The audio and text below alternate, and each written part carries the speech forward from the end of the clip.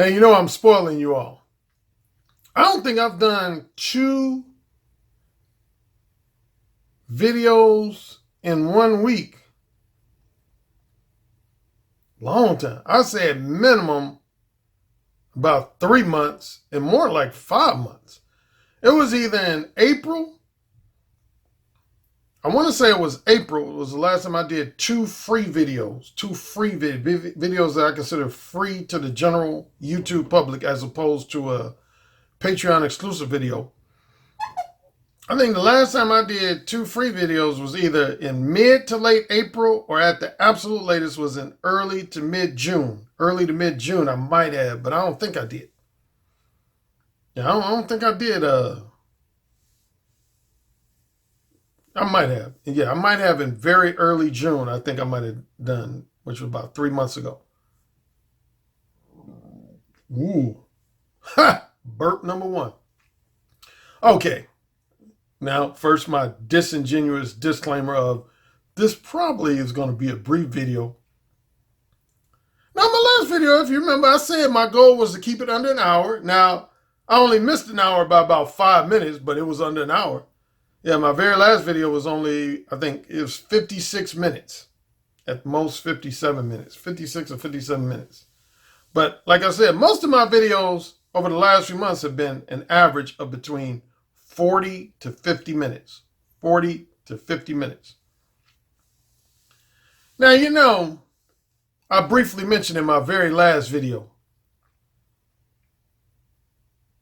that the Grim Reaper, despite in late June doing a podcast called Alan Roger Currie, The Final Chapter, where he emphatically declared that he wasn't going to talk about me anymore. That even more so, he was tired of talking about me. You know, literally like 3 weeks later, he was talking about me again. And he just mentioned me on his live stream last Thursday or last Friday. And what I didn't mention in the last video is that provoked a back and forth between he and I through email. It provoked a back and forth between he and I through email. Because he sent me this, what he called an executive summary of what he talked about in his live stream, the one where he mentioned me. And he wanted, I guess, to provoke some counterpoints and rebuttals and responses from me. So I went ahead and indulged him. Now, it turns out he shared the whole exchange with some of his followers via his newsletter. But anyway, I don't want to get into a long story. But here's the thing, man. He did a live stream just yesterday. It was mainly about polygamy, the pros and cons of polygamy.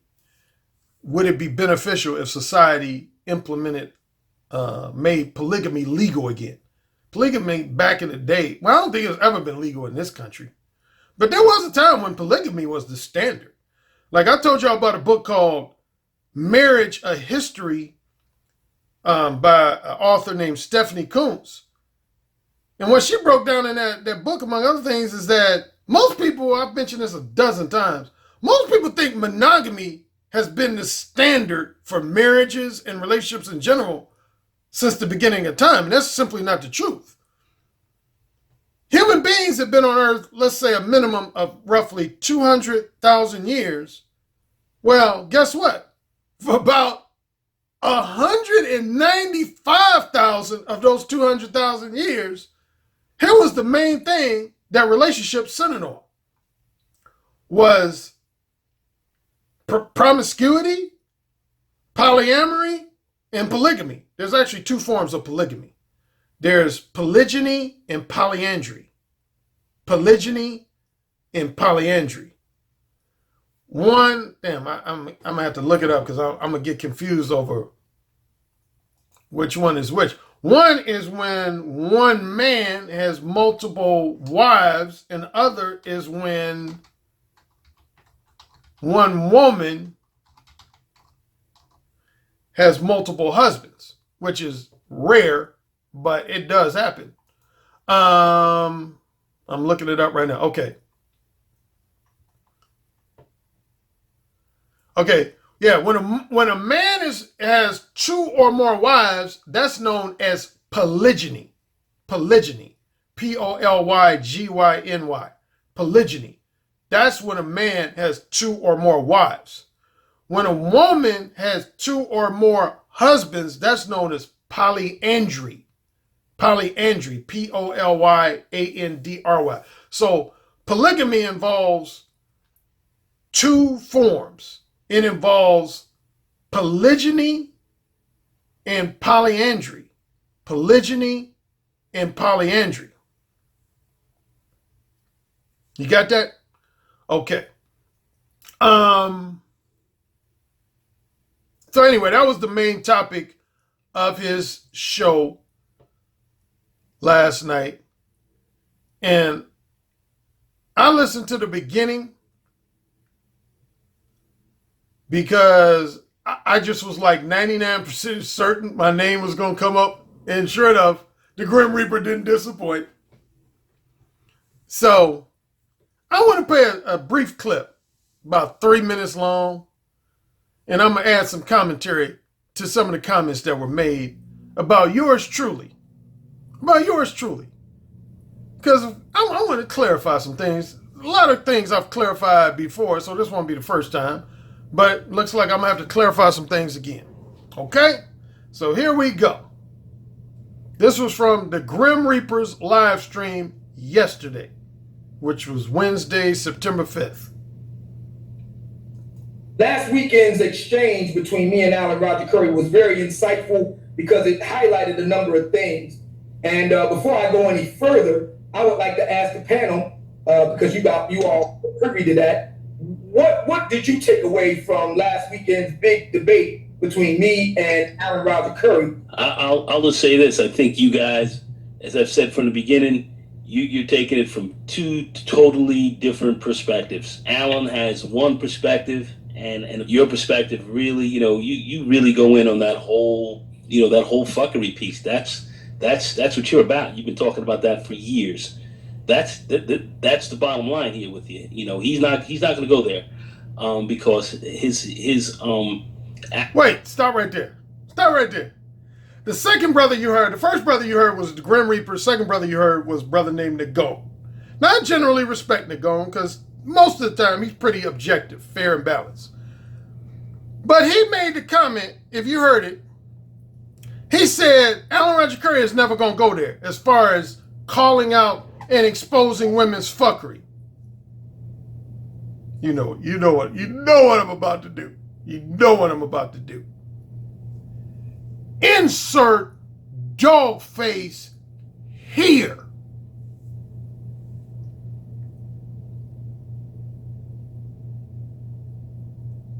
Man, with all due respect to Nagone, again, I generally like Nagone, but Nagone don't know what the fuck he talking about.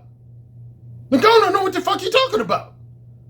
Dude, if there's anybody in the Manosphere that has been calling out many aspects of female fuckery for years, it is me. Now, if you're talking about exclusively and specifically the fuckery of only black women, no, I rarely if ever do that. I've said that many times. I rarely if ever do that. And there's a reason. There's a few reasons, but the most prominent reason is this, man. I don't like to send out a message either in an overt manner or a subtle manner that black women have significantly more flaws and weaknesses in their behavior than non-black women. Other brothers might want to send that message out, and that's their choice. They legally can do that if they want to. That's their opinion. I'm not going to send that message out because I think all women have their fuckery. So I will never limit female fuckery to exclusively African women and or African American women. I will never do that, ever. If brothers have issue with that, I don't give a fuck. Fuck you. I ain't gonna never exclusively, when it comes to calling out women's fuckery, meaning the the flaws and weaknesses in their behavior, the behavior they exhibit that might be contradictory, that might be hypocritical, that might be dishonest and disingenuous, that might be manipulative, that might be scandalous, so on and so on. I'm never going to exclusively call out just black women. Ever. When I call out women, I call out the fuckery of all women. The most documented case in point of that would be my book, The Possibility of Sex. Anybody who says I'd never call out women's fuckery obviously has never read my book, The Possibility of Sex, or listened to the audiobook version. Because if there's at least one book of mine that in a major way calls out a lot of the fuckery of various aspects of women's behavior, it is my book, The Possibility of Sex, particularly part 2 of that book. I would say really the entire book, but particular emphasis on part 2, the last 5 chapters of that book. Again, the only real difference in that book is I don't specifically target just black women. I call out the fuckery of women of all races and ethnicities, which I always do. Only every blue moon am I going to highlight the fuckery of women by a particular race. I do that every blue moon, like maybe 2 or 3% of the time I've done that, where I might specifically call out the fuckery of white women, specifically call out the fuckery of black women, specifically call out the fuckery of Latin or Hispanic women, specifically call out the fuckery of Asian women. I do that maybe 1 to 3% of the time, where I might highlight certain aspects of fuckery by race. But on average, when I call out women's fuckery, I call out all their fuckery. Because see, here's the thing about Alan Roger Currie. I've had social and sexual interactions with women of all races. A lot of brothers can't say that. I done been in bed with black women. I've been in bed with white women. I've been in bed with Asian women. I've been in bed with Latin, Hispanic women. I've been in bed with at least 2 Middle Eastern women. And don't even get me started on phone sex. On phone sex, shit. I've had phone sex literally with every single race of woman on this earth. So, see, there's a lot of brothers who be talking shit about sisters, man. But that's all they dealt with. That's all they dealt with. They ain't dealt with no white women. They ain't dealt with no Asian women. They ain't dealt with no Hispanic woman. I used to live with a Hispanic woman. I've lived with a white woman. A lot of brothers out here talking shit. The reason why they talk shit about sisters because that's all they dealt with. They ain't dealt with no non-black women. So that's why they don't talk about the fuckery of non-black women, because they haven't dealt with any non-black women. I've dealt with non-black women. And I'm here to tell you, every race and ethnicity of woman has their high-quality women and low-quality women. So all you brothers who think white women are just all that in a bag of chips and they ain't got no flaws or weaknesses, how many of y'all brothers gonna date Asia Argento? Huh? Huh? How many of y'all brothers gonna put a ring on Asia Argento's finger? If you don't know who that is, Google her. Asia, A-I-S-A. Argento, A-R-G-E-N-T-O. Yeah, Google her and tell me if you're gonna make that your main woman or your wife. She white?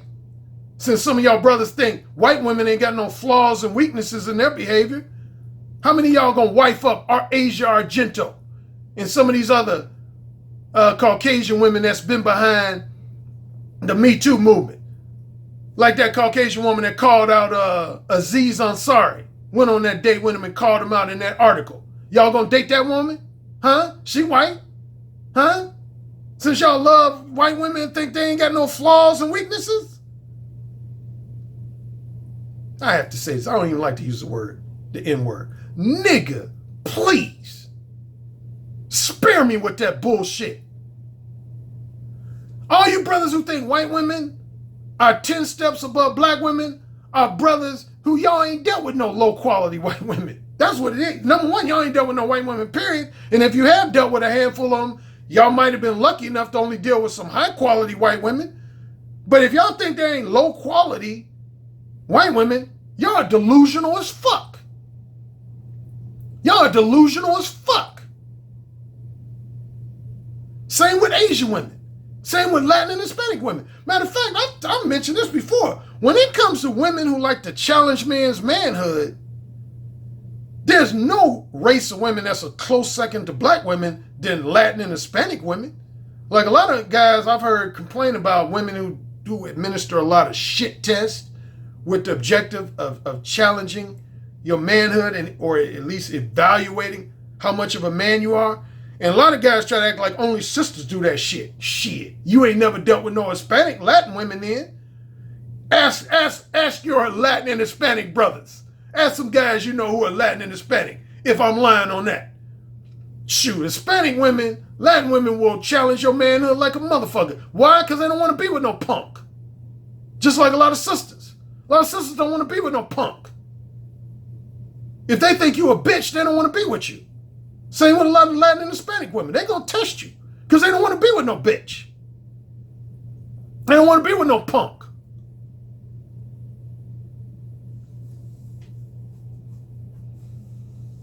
If women can tell you can be easily manipulated by another woman other than them, why they want to be with you? If they know that another woman can easily use her beauty, her sex appeal, her pussy to manipulate you to get what she wants. Why she want to be with you?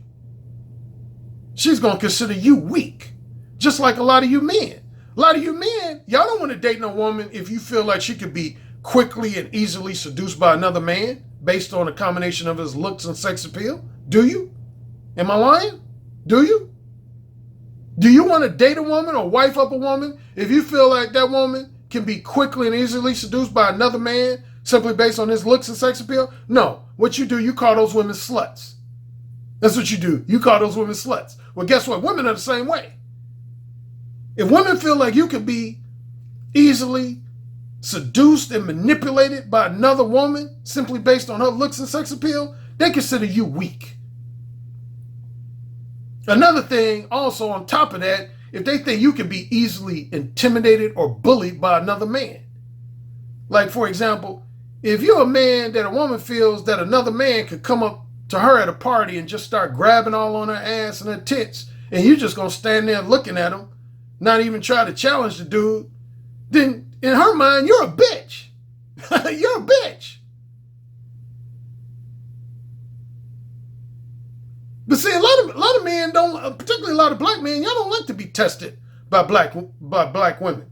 But they're going to test you because they want to see if you're weak. That's what they're going to test you. So anyway, going back to my women in regard to race, yeah, black women will test you big time when it comes to your manhood and your masculinity. And a close second is Latin women and it's Latin/Hispanic women. Those two races of women, man, they're going to always test you to see if you're a real man or you just a beta male pretending to be a real man. But my main point where I stopped was for Nagone to say that it ain't my thing to call on women's fuckery. Nagone must haven't read The Possibility of Sex, because I call out women's fuckery in a major way and the possibility of sex. Again, the only difference is I don't limit it specifically to the fuckery of black women. But let's continue. Actual, how would I say, emphasis. Yeah, his emphasis is different. He has a different emphasis. So, he is definitely a... Well, let me stop right there. Nagone said Alan Roger Currie has a different emphasis than the Grim Reaper. Yeah, he's right. He's right. Here's my emphasis, and I've told guys this a number of times. I don't call out women's fuckery with the objective of just simply antagonizing women or trying to leave them butthurt. See, there's a lot of guys on YouTube and other social media, they like to expose various aspects of women's fuckery with the objective of antagonizing women or trying to leave them butthurt. In other words, trying to bruise their egos. That's never my objective. I call out women's fuckery to enlighten and help men, to basically wake men up. You've heard me use the phrase sometimes in my video. I'll say, wake up, fellas, wake up. Wake up. In other words, I'm saying, quit being blue pill and become more red pill. Quit being blue pill, living in that blue pill delusional fantasy world, and wake up to the real world of red pill. That's the only reason I expose various aspects of women's not so desirable behavior, is so you'll view women differently. So you'll be able to be prepared to anticipate and deal with a lot of their bullshit that they might try to throw your way. I don't call on women's bullshit just for the sake, again, of leaving them butthurt. That's what a lot of podcast hosts do. A lot of guys on social media do. So yeah, when Nicole said I have a different perspective about calling out women's fuckery, he's right on that. Yeah, my objective with calling out women's fuckery is to help men. I'm all about helping men. I'm all about helping men improve their love life, improve their sex life, and their overall social life. That's what I'm all about. A dating coach, a relationship coach, that's what he's really, that's his sweet spot. That's what he's really trying to go. Well, not trying to go. That's what he does. And you know, is about this fuckery game. And hey, let's deal with that. Let's get with that. Let's call that out, and we're not holding anything back. And it's a different game. And when you start talking about, you know, the incels, and you start looking at some of these other pieces, you know, there's some different aspects to that. So I really think he has one area that he's working with. Your area is different. I'll stop right there. See, here's one of the differences between me and the Grim Reaper and me and a lot of guys on YouTube and social media in general. Speaking of fuckery. A lot of you guys, and I'm going to put emphasis on black men, but there's some white men who do this too. A lot of you guys, y'all like to call out women's fuckery, but y'all totally ignore male fuckery. Y'all act like male fuckery don't even exist. Nah, bro. I'm too objective for that. I'm sorry. I'm too objective for that. And I've told you you guys this before. Do you know over half the reason why I wrote my first book, Mole 1? A lot of people look at Mole 1 strictly as a self-help and a dating advice book. A self-help and dating advice book. And a large part of it is a self-help and dating advice book. But you know what, at least a part of Mole 1, part of my motivation for writing Mole 1? And I mentioned this on at least 2 or 3 previous videos. Part of my motivation for writing and publishing Mole 1 was to call out male fuckery. Male fuckery. A lot of you guys don't ever like to emphasize or discuss. See, I get just as irritated by male fuckery as I do by female fuckery. Some of you guys, y'all only get irritated by female fuckery, but y'all act like y'all oblivious to male fuckery. Here's one general simple example of male fuckery. Is you men trying to get in a woman's pants by pretending like you're not trying to get in her pants. That's the biggest thing I wrote Mole 1 for, is to call you motherfuckers out. Man, I'm gonna tell y'all, look at my eyes. Seriously. You know, I ain't said this in a while. You know, in a lot of my admonishing videos, I tell y'all, look at my eyes, man. I have no respect for you motherfuckers who try to get in women's pants by trying to lie to them, mislead them, and just generally bullshit them. In my book, in my mind, you're not even a man to me, man. And I'm saying that straight up real, 2,000% real. You're not even a man to me, man. You are a bitch. You are a bitch.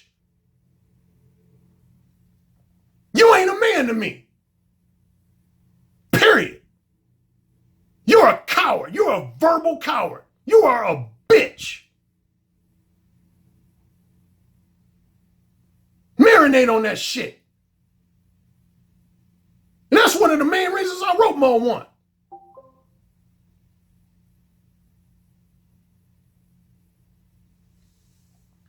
Among other reasons was to call out men who always be trying to get in women's pants by pretending like they not trying to get in their pants. Man, matter of fact, I'm going to look for this video. It's a comedic video. And if I find it, I'm going to put it in the comment section below. But there's this video. It's a black comedy video, this brother. And it shows different men, brothers, trying to hook up with sisters but they're being basically full of shit about it. And then this brother, the guy who did the video, he comes out of nowhere in each of their conversations and he calls the guys out. He'll be like, you know you trying to fuck.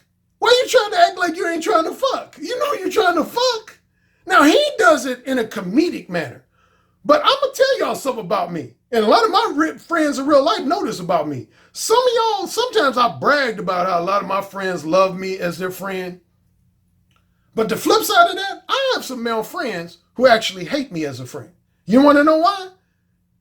Because I'm the type of motherfucker, I'll call you out. If you're a friend of mine or even just a close acquaintance of mine, and say we were at a party and you were 2 or 3 feet away from me and I saw you talking to a woman and I knew you was trying to fuck her, but I could tell by your conversation you was trying to act like you wasn't, dude, you probably in your friendship with me because I'm going to call your ass out. I'm going to be like, let's say my friend's name is Frank and I hear him just basically trying to bullshit a woman. I'm going to be like, Frank, why you bullshitting this woman? Why don't you just go ahead and tell her you trying to get in her pants? Why you talking about the weather for 20 minutes and talking about your job for 30 minutes? You know you're trying to fuck this woman. Why you bullshitting this woman? Oh, I will and have done that type of shit. Now, some brothers will say, oh, man, so Alan Rogers Currie the type that throw salt in your game. Yeah, I'll throw salt in weak-ass game. You damn right I will. I'll throw salt in weak-ass game like a motherfucker, man. Like a motherfucker. So, without even getting more lengthy about male fuckery, that's just the one aspect of male fuckery I can't stand. I can't stand you motherfuckers, man, that either A, you know you're trying to fuck a woman, but you are totally trying to pretend like you're not trying to fuck a woman, or more specifically, you know you want to fuck a woman casually, like a one-night stand, weekend fling, or some other variation of casual sex, but you're trying to give a woman an impression that you want a long-term boyfriend-girlfriend relationship. I guarantee you don't want to hang around me and be friends with me. I guarantee you don't. And when I used to do my Blog Talk Radio show, most of you guys who used to listen to me on Blog Talk Radio, y'all know at least one story in this category. At least one story in this category. I'll tell it real quick.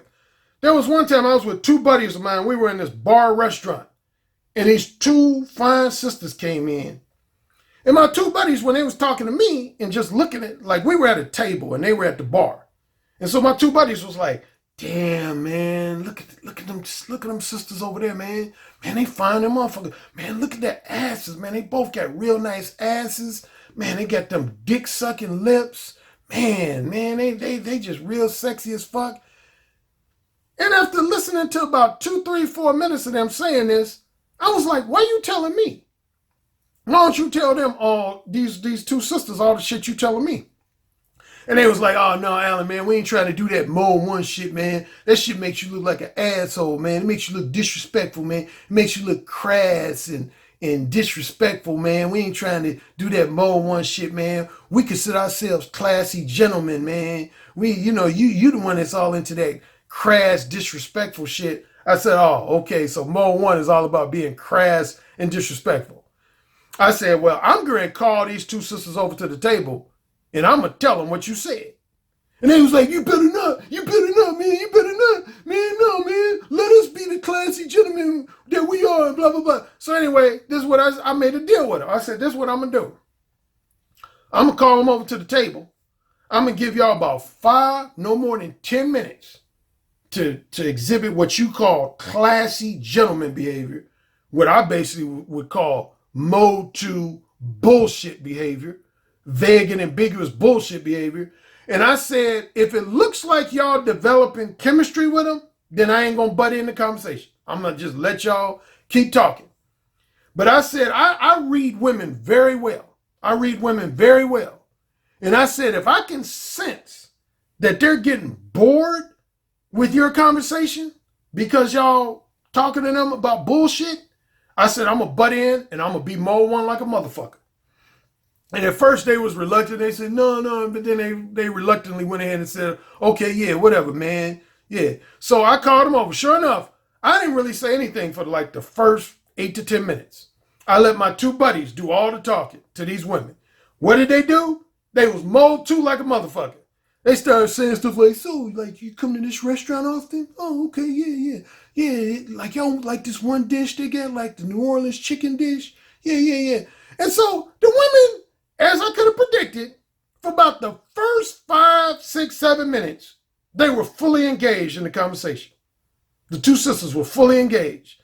Then at around the 7 or 8 minute mark, see, I always brag to you guys, I read women, man. I pay attention to their most subtle of nuanced behavior. And here's one of the things women do.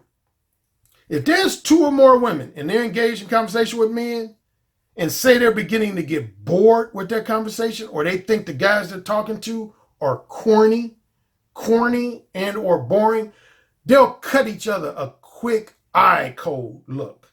They won't say anything, but they'll cut each other a look. Like the 2 women will give each other a look that basically says, I ain't feeling this conversation. It'll be real quick. For the average guy, they won't catch it, but it'll be real quick. But see, I know women so well that I catch it.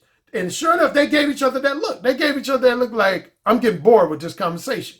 And that's when I butted in. I said, you know what, ladies, I got to apologize on behalf of my 2 friends. And the 2 sisters were like, why are you apologizing? You ain't even opened your mouth since we came to this table. What are you talking about? I said, because my 2 buddies been being full of shit with you. I said, see, when y'all was over at the bar, they was talking about how nice and round your asses were, that you had dick-sucking lips, and my buddies was going like this behind their back, like, Alan, stop it.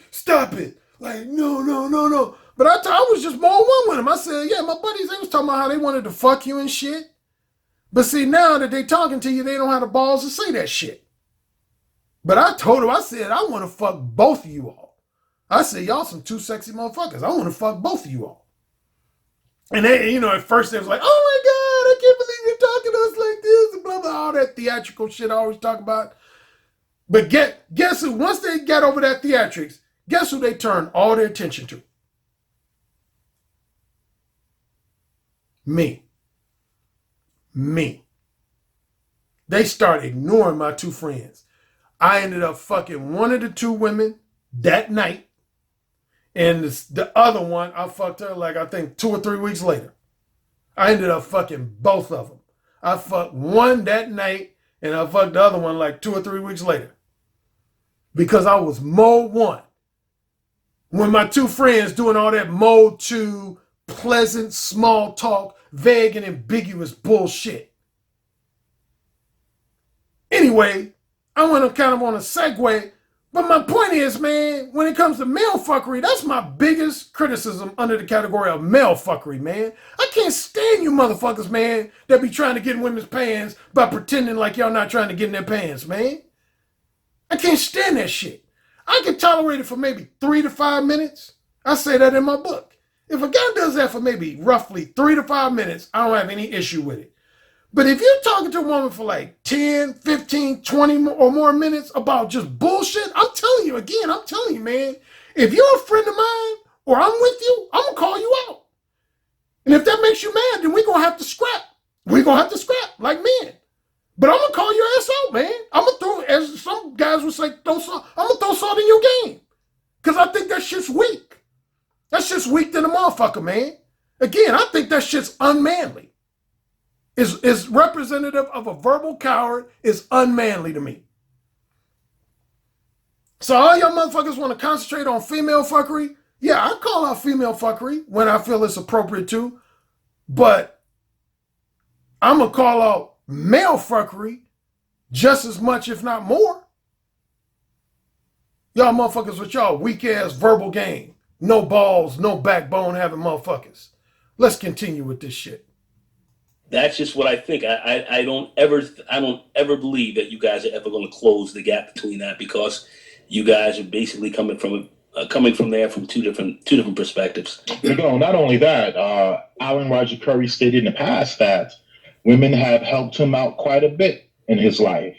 So he's not going, well, specifically black women, and he's not going to do anything to say anything degrading towards all black women as a whole.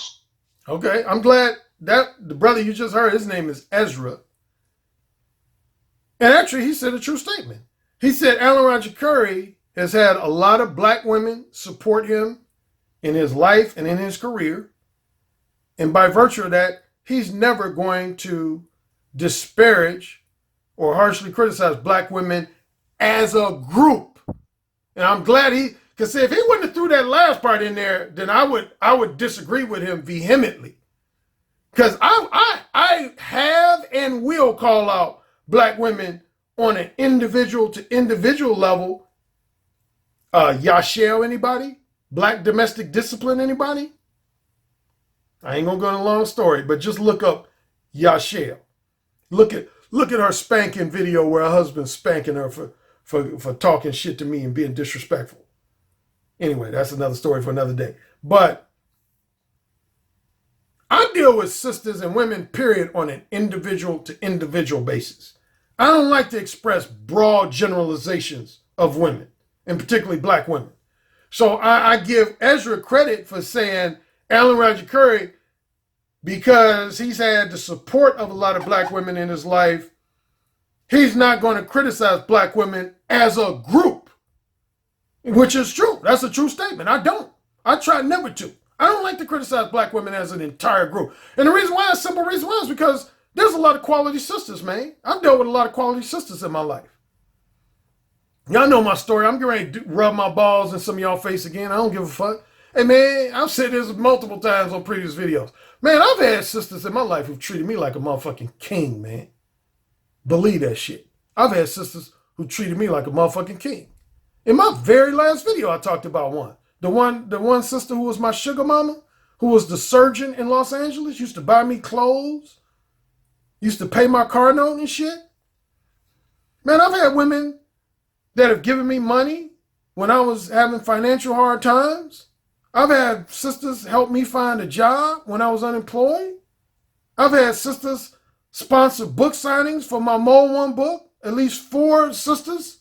I only had one brother that sponsored a book signing for me. His name was Marvin Arrington. I just Googled him not too long ago. He's actually a judge now in the state of Georgia. Yeah, he gave a book signing for me. Yeah, speaking of him, the first time I mentioned him, I said LeVar Arrington. That's the NFL football player. Now, his name is Marvin Arrington. That's the only black male who ever offered to do a book signing for my Mole 1 book.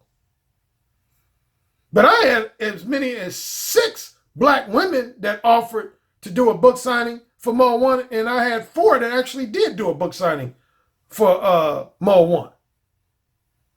Now, interesting side note, the Grim Reaper, he offered to do a book signing for my book, The Possibility of Sex, but I don't have that book in paperback form. He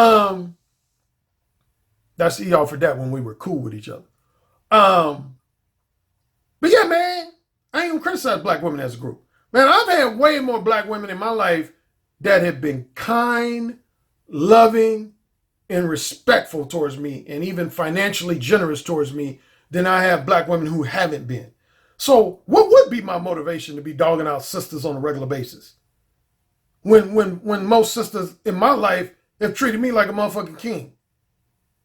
And I'm not just talking about the women that I dated or fucked, but I'm talking about even some black women that I never even dated or fucked. I've had black women that have treated me like a motherfucking king. So, why would I have anything disparaging to say about sisters as an entire group? Women, period. I ain't going to limit it to black women. In my lifetime, period, I've had more women who have done right by me than I've had women who've done wrong by me. Now, I've had some women who have been full of shit, and I've had to snap off on them. So no doubt, I've had my low quality women I've dealt with in my life too. But in general, I've had way more women that have treated me right than women who've treated me wrong.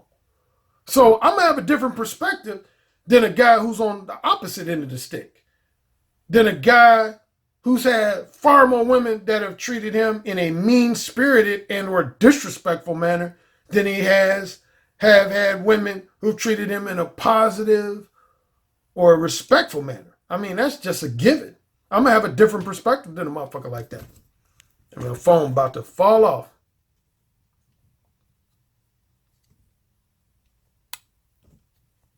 See, now my phone fucking up. So anyway, let's continue. So there's that piece. I'm sorry. Go ahead. Oh yeah, just really quick. Like Ezra, what I was going to say about ARC is, I think ARC know in his heart of hearts that a lot of black female fuckery is exclusive to black women. See, Alan Roger Currie, you know, he always fall backs on well, all women do that, you know. So he get into the Hispanic women, white women, Asian women. You damn right I do. Damn, my shit's fuzzy, man. I don't have to just hold it with my hand. It's about to fall out my tripod. But yeah, here's the deal, man. What's the last brother you heard, his name is C Boogie.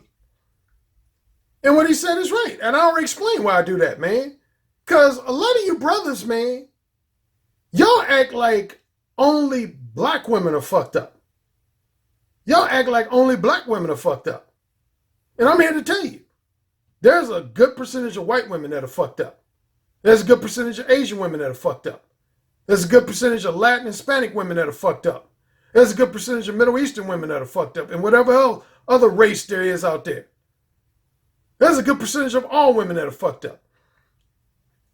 Do black women have certain forms of fuckery that are unique to them? Yeah, I would say that. I would agree with that. But so do white women. So do Asian women. So do Latin and Hispanic women. Each of the race of women. There's some fuckery that all the women share, and then there's some fuckery that's, you could say, is uniquely exclusive to that particular race or gender. I mean, not gender, duh. A race or ethnicity. So, or culture. So, yeah, man. Again, man, I don't apologize for not attacking sisters. I ain't gonna never attack sisters exclusively. When I call out women's fuckery, I call out all their fuckery. But again, the thing y'all missing, man, y'all know a lot of y'all brothers and men in general, y'all don't want to call out male fuckery. How come ain't nobody calling out men for lying to women, misleading women, and emotionally and psychologically manipulating them to get them in bed? How come nobody calls out that fuckery other than me? Huh? That's what I want to know. How come nobody other than me calls out that fuckery? See, here's what you guys don't understand, then I'll just leave it at this. See, the more fuckery you exhibit towards women, the more you open up the door for them to exhibit fuckery towards you. That's what a lot of you guys don't get. I say that in my book. The more full of shit, bullshit behavior you exhibit towards women, the more you open the door for them to exhibit the exact type of behavior back at you. That's why I don't exhibit bullshit behavior towards women. Bullshit behavior begets bullshit behavior. Meaning begets means invites. Bullshit behavior invites bullshit behavior. A lot of you men have a lot of women exhibit bullshit behavior towards you because you invite bullshit behavior. Either because you full of shit yourself or you don't have the balls and backbone to put a stop to it. Either or.